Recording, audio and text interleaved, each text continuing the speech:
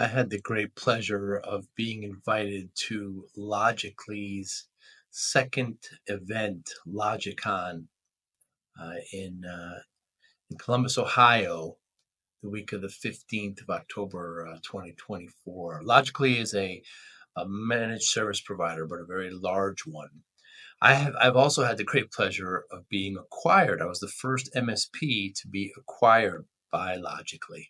So I feel like I'm really part of the community still, or part of the family still. But I went on site, they had a great event. I set up the podcast booth. I had a lot of great conversations with the staff of Logically, with some vendors that were there, and some other people. It was a great time. I'm humbled and thankful that I got the opportunity to do that. The following is one of the conversations at this great event. I want to thank Logically for letting me do this. I had a great time. Thanks for listening. Hi, I'm Joey Pinz, and here's my 45-second introduction. After starting my business in the 90s, I started developing poor habits of eating in my diet because of working way too much. I found myself at 340 pounds. The doctor told me if I don't lose the weight, I'm not going to see my daughter graduate. I took the next 7 months, lost 130 pounds. People ask me, how'd you do it? What's the secret? I need to lose weight. How'd you do it? How did I lose the weight? Just one word: discipline. I've had other successes in life, and I attribute them all to discipline. Now, I'm not the king of discipline, but I believe that it can help all of us. Friends convinced me to start a podcast. The podcast mission: how do we better ourselves and society? I talk to interesting people in health, fitness, sport, wellness, business, technology, science, art, and culture. And I eventually ask them how discipline plays a role in their life. Podcast vision: growth through learning from others. It's nice to meet you. What are some of your goals here at this event? So I'm here as part of the SonicWall team. We're one of the sponsors of LogicOn, and Logically is one of our biggest partners as well. So I'm excited to meet Logically customers. I'm excited to network with other vendors and other members of the team. And I've heard Ohio is going to have some badass food as well in the evening. So Is that right? yeah, I'm looking to represent here and see what you guys cooking. Are you from Ohio? No. I live in San Francisco. So when I make it out here, I have to make it worth my while. Very, very different. I'm not from Ohio. It's my first time here, so I'm looking forward to it as well. Where are you from? I'm from the Northeast, I from see. New Haven. Yeah, Okay, yeah, cool. yeah. And so yeah, like you said, we're here at Logically's event, LogicCon. Their certain second event that they've ever had. Really, really great event. What a wonderful company. Some of your goals are what here? I know you're a vendor. You want to talk to more customers. You want to talk to Logically partners. Yeah. So my specific space in security is called zero trust security. Zero trust. Zero trust security. So I'm here to learn more about how Logically customers are thinking about zero trust security. I'm here to maybe inform them about how SonicWall does zero trust security, and basically learn more and have these discussions. I'm a product guy, so I spend a lot of time with the engineering team internally building stuff. So anytime you can come outside, meet real world operators, folks actually the front end of dealing with end customers and end users, it's always eye opening. So it's very fun. How long have you been at SonicWall? It's actually only been 6 months or so with SonicWall, but I've been working on this product for over 8 years. Wow. We started as a startup called Banyan Security, I know, and I we remember were Banyan acquired by. Vines. Wow. Okay. Now you're taking me way back. No, Yeah. we are not Banyan Oh, Vines. okay. So Banyan Vines, the company, for those who don't know, started in like 1985. Yeah. Went public, and then also kind of died by the end of the 90s. Yeah. We just like the name Banyan. I see. And we're the cool kids, and none of our customers are old enough to know Banyan Vines. So we stole the name, and we're a completely different company. And we were an independent startup for about 7 or 8 years. Wow. And then we got acquired by SonicWall at the end of last year. And now we're called SonicWall Cloud Secure Edge. So same product, same capabilities, but under the SonicWall umbrella. Tell me about that acquisition. How did that go? So we started the company well before COVID, right? So we started the company with what is now a fairly mainstream idea, but back then my mother would say, what are you doing? I'm like, listen, Ma, one day workers are going to be working remotely most of the time, and they're going to be accessing their applications that are not going to be running on-prem, that it's going to be running in the cloud most of the time. And then today's security solutions do not address that specific problem statement. And so that's what we're going to build. We're going to build a solution that's going to do that. And I would say we started in 2015. For the first 4-5 years, it was a very hard sell. Most people were like, what we have is fine. COVID kind of changed everything for us in the sense that the idea of a modern remote workforce, or at least a workforce where some of the participants would be remote most of the time, came mainstream. And once that kind of shift happened, the requirement for a technology like ours came mainstream as well. And so we grew very rapidly from 2020 onwards, where by the end of last year, it made sense to join. We were a small company, about 100 people strong. And to get distribution, to get reach, it oftentimes is easier to join an incumbent vendor that has those partnerships, has those relationships with end customers. And so when SonicWall approached us, it just made sense to work with them and become a division of SonicWall. And that's how I'm here now. Great company, been around for a long time, Sonic. Yeah, SonicWall is one of the original, OGs, original gangsters of firewalls. About 30 years old. And they've really specialized in targeting the mid-market, right? Not the very high end of the enterprises, but the mid-market. The smaller organizations that typically don't have the IT horsepower, the security horsepower to defend themselves.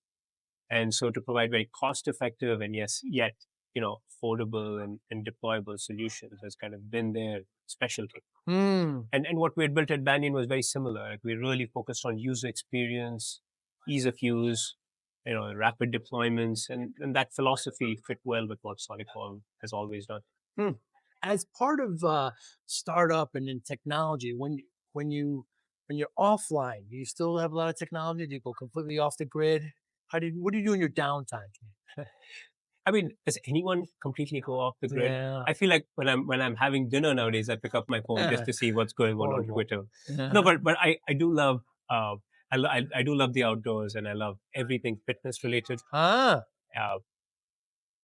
In my youth, I used to run a bunch, run races and stuff. But what I've found as I've grown older is that my bones can't take it anymore. I tend to get hurt a lot more. So I've kind of cut down on my running and my triathlon and biking. My latest interest is kind of lifting weights. So Ohio, actually, you may not know, is the home of the Ohio Barbell by Rogue Fitness, which is a unique, one of a kind. It's like the Air Jordans of barbells. Yeah, it's I mean, if I had a few more days here, I'd go check out that facility where they made that. Now, I've done a few triathlons. Did you ever do the one across in San Francisco? Oh yeah, the Golden Gate. You've done that? Oh yeah, the Golden Gate half from the island. I can't think of that. Oh, that's the Alcatraz. Alcatraz.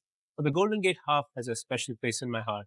I did it maybe 2 years ago, and then I developed this insane sciatic pain from my back on my right leg, and that is the last half marathon I will ever do. It's like the body's old.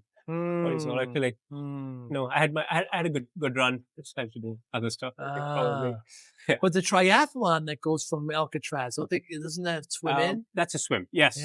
That's called Escape from Alcatraz. That's what it is. Yes. Yeah. Have you ever done that? No, I haven't done that one. No, I think that's like a 1 mile plus swim in the bay. That's kind of rough. something. That's rough. Yeah. I prefer triathlons in the lakes of California. Right. A little bit more mellow. Me too. A little bit more chill. Like by the time we get to the oceans, I'm like, I don't know. Also, there are sharks in those waters. Yes, there are. Exactly. Yes, there are. Yeah. When I was training for triathlons, I ended up loving the swim, tolerating the bike, and hating the run. It's probably just the opposite for you. Well, I actually enjoy all of them. Really? I'm just not fast at any of them. Yeah, I'm not. But and I think the one key thing is I never went to Olympic distance. I never went past Olympic distance. I never tried to do an Ironman or something at the extreme end of my endurance. Right. It was always where it was still doable without killing yourself. Yes. So I never got to the stage of where. I only did Olympics. Yeah, which is 0.9 mile, and then I want to say about 25, 26 bike, and then a 10K, and then a 10K run. I think that was my sweet. That was it. Yeah. You could get it done in maybe 2-3 hours. That's right. And that's right. And it wasn't that bad. And but I can't run anymore. My bones, it's just the pounding on the body. Just can't take it anymore. I think the training actually is what got to me. If I only Mm. had to run 10 miles a week, I think I might be okay. But if you want to run a 10-mile race, you probably have to run 40 miles during the week, Right. and that gets you. Yeah, that does get to you. That's unfortunate. Uh, in the last 30, let's say 30, 60 days, has there been anything that you changed your mind on? Large or small? It's just been anything you kind of reflected on and changed your mind on? Hmm. As an adult, it's very hard to admit you're wrong, let alone Yes. change No, your it doesn't mind have to on be something. wrong. Just like, I thought I like this, but I don't, or I changed my mind. Yeah, actually, I have a pretty good one. So, Okay. um, I grew up in India, and I grew up, I would say, in a kind of not exactly a joint family, but I grew up with a lot of family around me. So, we lived in one floor of an apartment building. My dad's sisters lived in the other floors, and my grandparents and so on. So I felt like I was always brought up by a community. Hmm. And when we came to the States, we have young kids in the States. It's a little bit more solitary. It's just us. And so I've been trying to kind of build a community around us, Interesting. so that the kids don't grow up just with one family, but you can rely on other families because we're all working, and it eases the Mm. burden. Mm. So, but I was also very opinionated. Like, my kids have to eat a certain way. My kids have a certain amount of screen time. And I tried to kind of push my worldview on pretty much all the parents in my neighborhood. And they come from it. Ah, They didn't all grow up in India in the kind of right, setup I did, right? Some right, folks are from the US right. and some folks. So I think one place I really changed my mind is on kind of letting my children have different values in Wow. different houses. I was, and I did it, I think, mostly to help myself, but I feel like I've become more accepting of folks who maybe don't eat as healthy as we do, or maybe have more screen time than we allow, and focus more on, okay, if it's a loving home, I can change my mind on the other Mm. requirements. Oh, And that's really cool. yeah, Really so insightful. Where did you arrive at this? uh, like I've started doing so many business trips. I guess I don't have the luxury of dictating these things To anymore. enforce I it. think I've arrived more at an acceptance than a Right, decision. right. But I'm at peace with my kids telling me, "What do you do all afternoon?" I watch TV all afternoon. Hmm. Like maybe 2 months ago, I'd be like, "I'm never sending you to that house again." Right. But now I'm like, yeah, okay. Yeah, watch Good. the movie, Yeah, I get enjoyed. bonded. Yeah, you had fun with Yeah. someone. Okay, that's cool. Okay. So I'm a little bit older than you, Tarun. I Yeah. started my business in the 90s and back when Banyan Vines was around. Yeah. And I was working way too hard, 14, 15-hour days. I'm sure you're no stranger to this. And before you know it, I got myself up to 340 pounds, eating Yeah. poorly, not putting any I don't see priority. it anymore. Yeah, Yeah. it's very fortunate. The doctor said to me, if I don't lose the weight, I'm not going to see my daughter. But scared me, right? Spent the next 6, 7 months, lost about 130 pounds and kept it off. That's when I started doing the triathlons and everything, by the way. So people ask me, what's your secret? And there's no secret. I discipline. Yes. That's how I lost the weight. Yeah. I got routine. I got I have passion for it. I wonder how discipline plays a role in your life. Yeah, it's I think it's two things. Discipline is important. I think intention is very important as well. Mm. So I think discipline is probably very intimidating for people because discipline, you picture someone with a ruler hitting you when you go out of line, which in some sense is true. So the way I think about it more is I try to be intentional about the things I want to do, Hmm. and if in the early days of a startup, for example, you'd have no idea whether the idea you have is going to hit. Like, who could have predicted a pandemic making remote work a mainstream capability that every organization needs to have? But the intention was always there. The intention was to bring the technology into the world that would solve a problem that we believed in, that we would use ourselves. Mm. And if other people believe, great. So you set the intention, and then hopefully the world helps you achieve the goal, the intention. And so I think about fitness similarly in that my intention is to eat well and uh, work out regularly and not get injured.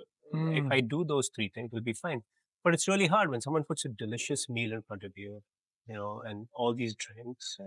You can't be disciplined at that point. Right. But the intention is right. So That's cheat a few times. It's not Sure. a big deal. Sure. But I think if you maintain the intention in the long run, you'll be okay.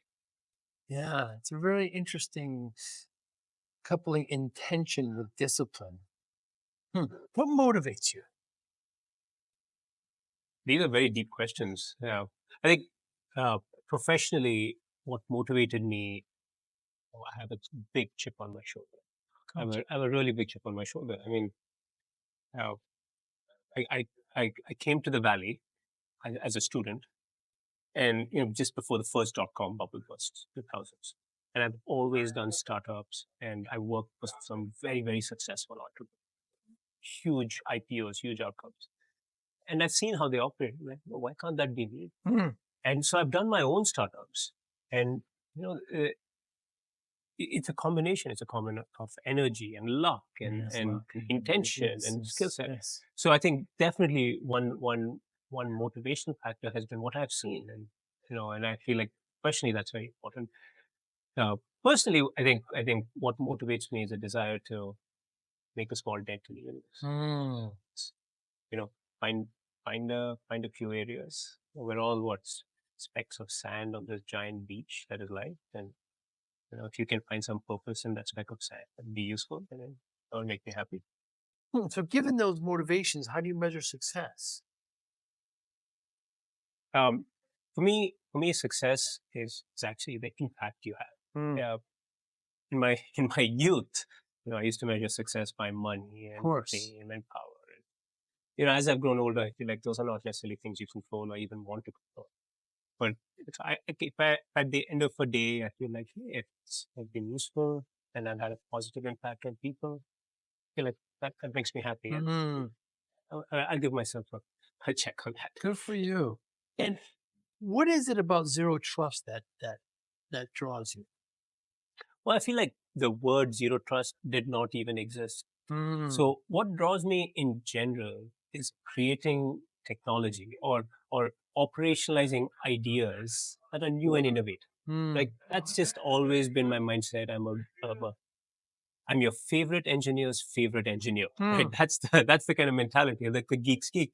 And so when I chance upon an idea that is new and innovative and people haven't done it before, it really captures my mind. So zero trust specifically did not exist as a concept maybe 5-10 years ago. True. It just did not exist. The zero trust is now a phrase given to a cryptography style of cryptography applied to networking. So that just did not exist.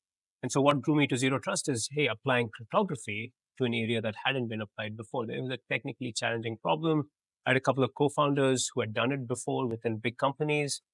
And a leap of faith there was, if we solve this technically challenging problem, we'll be able to build a new product that will open a new market that will make some money. And that was the dots we connected. Zero trust itself was nothing that existed. But today, now it's a little different. The market had arrived. The market has arrived. The product exists. And so zero trust motivates me as, I want to let the rest of the world know this, that, hey, listen, there is this thing, you should try it. It's a good way to do security. It'll improve your security posture. It'll protect your organization better. And so maybe my desire to talk about zero trust has changed over time, but from being a side geeky project to now more of an evangelism of a new way of doing things. Yeah, I see your passion for it. It's nice. It's nice. It's refreshing.